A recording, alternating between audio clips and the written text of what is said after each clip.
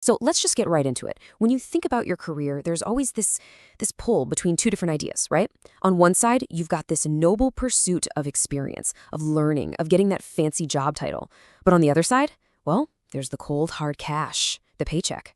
And according to the book, 30x salary increase in 10 years, how you handle that exact conflict, that's pretty much everything. And wow, the author does not pull any punches. This right here is the book's central idea, and it's a real wake-up call. It basically says, hey, all that talk about experience, training, and titles, it's just noise. At the end of the day, they're just tools to get you to one place, a bigger salary. It's a really bold, maybe even cynical way of looking at things, but it forces you to be honest about what you're really working for. The book paints this picture of a battle going on inside your head. You've got the angel on one shoulder whispering, think long term, a great company, a respectable title, that's the real prize.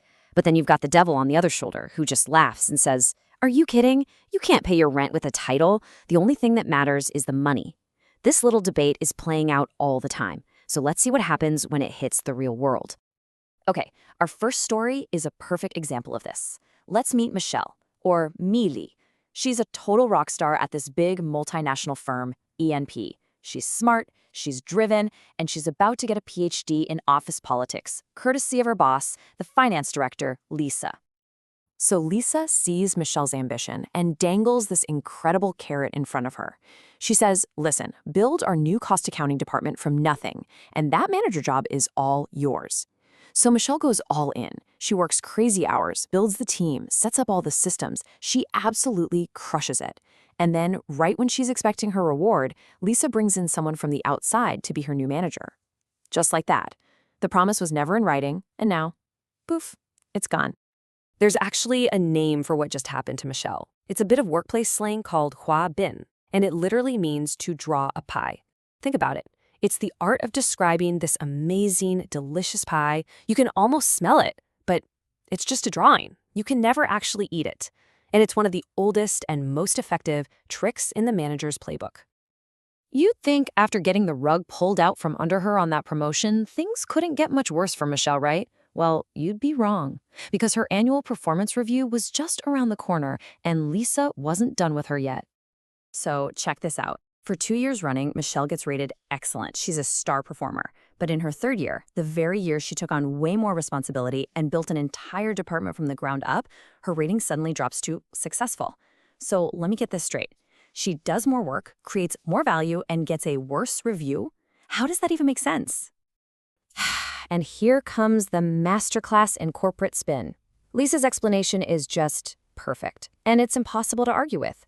She says, you successfully did your job. The word for that is successful. Now that you're a supervisor, my expectations are just higher. See what she did? It's a completely logical, airtight argument that uses the company's own HR system against her. The downgrade had nothing to do with her performance. It was a power move to remind Michelle who's boss. Okay, at this point, Michelle is completely fed up. She starts looking for an escape route and tries to get an internal transfer to a different team. But Lisa finds out, shuts it down, and then she does something totally unexpected. Lisa gives her a 25% raise. A huge raise. Now, you have to remember, the average raise at the company that year was only 9%. So this wasn't just a pat on the back. This was a calculated, strategic move. Lisa knew Michelle wanted to leave, so she decided to make it very, very hard for her to do so. I know what you're thinking. A huge raise. How is that a bad thing? She didn't get the transfer, but she got a massive pay bump instead. So why do we say she was trapped? How could getting paid more actually be the thing that sealed her fate? Because Lisa had just slapped a pair of golden handcuffs on her. By jacking her salary up so high, way above what the market would typically pay for her role, Lisa made it almost impossible for Michelle to leave. If she went to interview somewhere else, they'd look at her salary and say, whoa, you're way too expensive for this position. She was now being paid too much to quit, trapping her in a job she desperately wanted to escape. So Michelle's story is all about subtle political chess moves. But what happens when a manager isn't subtle at all? What happens when they're just a bully? Well, let's look at another manager at the same company, Jenny. Her style was, well, let's just say it was a lot more direct, and it led to a full-blown explosion. And this table just lays it out perfectly. You have Lisa, who is all about emotional intelligence and manipulation. Drawing pies, golden handcuffs, she's a scalpel. Then you have Jenny, great at the technical stuff, but zero people skills. Her tool of choice, a sledgehammer, unfair demotions, intimidation, just blunt force. And while Lisa's approach left an employee feeling trapped, Jenny's approach led to an open revolt. So here's how it all went down. Unlike Michelle, who felt like she couldn't complain about a broken promise that was never official, Jenny's employees felt they were being treated so unfairly that they had to do something. So one of them, Sha Wei, went over Jenny's head straight to Lisa. When that didn't solve anything, they realized they couldn't win this fight alone. So they teamed up, used the official company process for an employee grievance, and took their complaint all the way to HR and the plant director. They decided to fight back.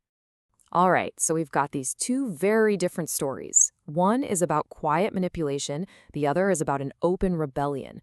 But both of them teach us some really critical lessons about how to survive in the workplace and what our paycheck really means. So let's tie this all together. After everything she went through, another manager gave Michelle this piece of advice. The survivor is king. It's a fascinating idea, isn't it? It suggests that sometimes the winning move isn't to fight back, and it isn't to run away. Sometimes the smartest thing you can do is just endure. Outlast the bad boss, wait for the political winds to change, and just be the last one standing. Sometimes patience is its own strategy.